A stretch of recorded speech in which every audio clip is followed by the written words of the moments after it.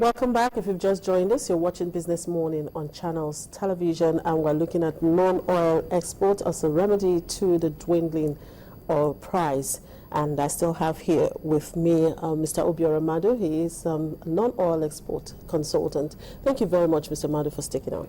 Thank you. Well, I just want to take this a tweet from Oreofe Akin. He's quite just can't understand why he's saying, why are we focusing on crude oil as a major source of revenue? Why can't agriculture really be a source of revenue? I guess we have answered the question. Exactly. Because but I think it's very, you know, in life, people like to follow the line of least resistance. That's what it is here. If you are looking at a situation where a man puts a bucket under a tap and turns it on, and dollar is pouring into it, and you are telling him to go to the farm and soil his hands, that's it. But the fact is that the price is what we're beginning to pay. Yeah. Okay, well, while we wait to get more tweets, we have talked about perhaps agricultural products, which basically it's also one of the things our exports were dominated with primary products. Which other sectors of the economy do you think have potentials to be exported, really? Okay, you said agriculture. Non-oil exports also includes solid minerals.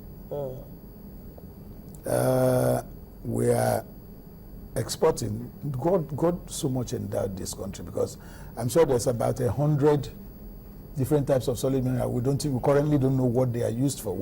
We're dealing with those that we know what they are used for. But another sector is services. Services export is taking a pride of place in global trade right now, which is why ITC said that by 2050, that 80% of the people working worldwide will be working in services. And if you also know that America earns about 80% of its foreign exchange from intellectual properties and services, that tells you that that's a direction to go. That's another area that we need to. ITC has so much programs for women in services. There's actually an association in Nigeria. But the fact is that such things are supposed to be mainstreamed into our trade policies and activities. Until you do that, we just carry the name and not. I'm an exporter of services. I do programs outside Nigeria, paid in hard currency. Of course, I also do some feasibility studies, market surveys for people from outside and the rest of them. The point is that there's no awareness totally for services, because when I did a survey for ITC in 2006, you find out that people who are exporting services will swear that they have nothing to do with it. I'll give you an example. When we were taking the questionnaire, we took to FAN, and they said, what the hell do we have to do with, we're exporting nothing. I said, but aircrafts park overnight, pay you in hard currency. What is it that you have done? You have exported service. So there's no understanding generally. Another major issue with services is that if you're importing goods, you use from M. If you're importing services, you use from A. If you're exporting goods from Nigeria, you use from NXP. But if you're exporting services, there is no form. So if you go to the balance, the annual report of Central Bank, if you go to services export, you practically will find nothing. The reason is very simple, because it's not captured. It is not that it's not happening. There are so many lawyers, stockbrokers who are investing for people who are bringing in foreign exchange, charging their fees and all that. All these are very, very strong aspects of, but we are not even capturing it, so we can't tell where we are, not to talk about where we're going to. So the services sector, the solid mineral sector, put these three together, it will be huge. It will do a whole lot for Nigeria.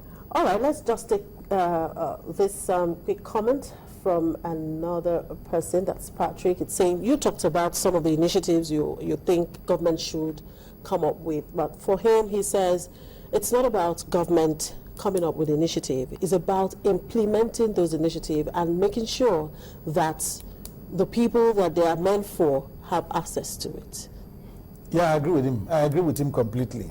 I agree with him, because everything in Nigeria, they make it look like it's rocket science. In Philippines, at some point in time, exporters were having challenges with too many things, documentation at the port and all that and all that. And the president came out with, created a committee and said that this committee will resolve issues without memos. You understand what I'm saying? Yeah. If the committee picks up a phone and calls anybody and say, this is what I have had, and I think this is wrong, this should be done, and it gets done. So I agree with him that it's not about initiatives, because I think that even what we have currently, if we can rejig them and do the right things, we can get better results.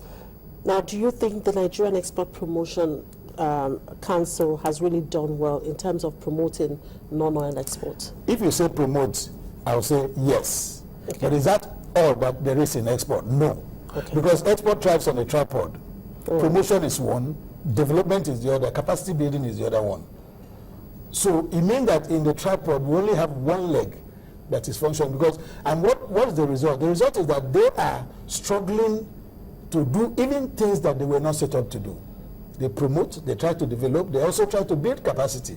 And they're not structured for that. So I cannot blame them. I think given the promotion aspect of it, which is exactly what their name is and what they were set up to do, they have done well.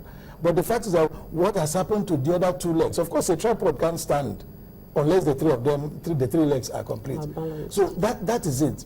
There are even challenging policy issues and the rest of the things around. So it's not, Export Promotion Council have tried with promotion, but the fact is that we need a solid developmental aspect of it. There's product development.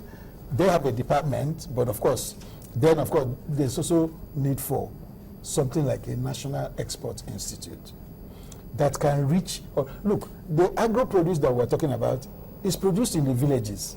It's not in Abuja, it's not in Lagos.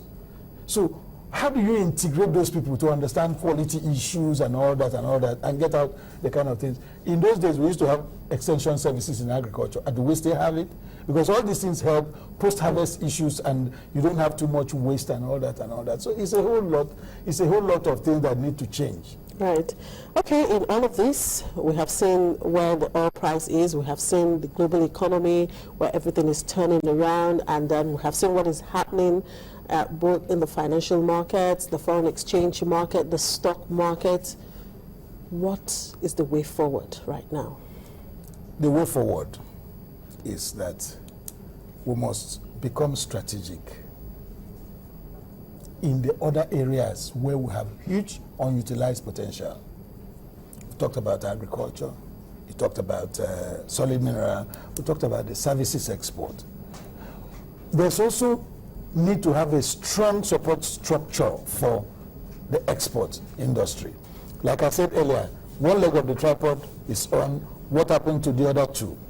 That is very, very important. Otherwise, we'll just be going round and round in circles. So I think there was a time that developing countries adopted something. They said it is either we face non-oil export or we perish. So I think no, we will not perish. We will say by the grace of God. But we need to do something. We will not perish. Definitely we'll do something. The government will do something. All of us will do something, both the private and the public will do something. Thank you very much, Mr. Obiora. Well, I've been speaking to Mr. Obiora Madu. He is a non-oil export consultant, and we've been looking at the potentials in the non-oil sector, looking at non-oil export as a remedy to the dwindling oil price. And he's saying that government would have to come up with initiatives to actually support non-oil export and become more strategic in some of the areas where we have great potentials, like agriculture, solid minerals, and of course services. Well, let's just hope we get it right this time. Well, it's in that note that would draw the curtain on today's edition of the program. Thank you very much for being part of this program today, and of course for the week. I always say thank God it's Friday. Hope to see you again same time next week. I'm Chimeze Obi Iwabu. Have a good day.